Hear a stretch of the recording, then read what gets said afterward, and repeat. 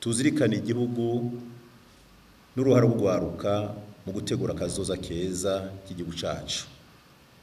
Iki civugo kiduhamagarira gukubitiza agatima mpembero no gutereza amaso inyuma, tukazirikana ko Imana yaduteye iteka ridasanzwe mu kuduha igihugu ciza gihurumbirwa na bose, igihugu kimera imbuto zose, kirimwo ubutare bwinshi kandi bw'agaciro ntangere, igihugu abenegihugu baco bavuga ururimi rumwe, bafise imico imwe, bemera Imana imwe, duheze twishimire kuba abarundi.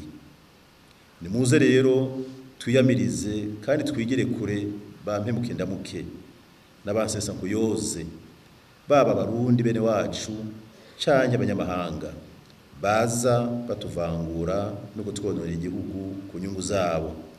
Tubamirire kure, tubadume ku rutoke na kare ngo wishira umurozi akakumarira abana. Rwaruka, abatuboneye izuba barayamaze ngo ijisho rigutuka inkuba nirigutuka inkumi nturiyobegwa.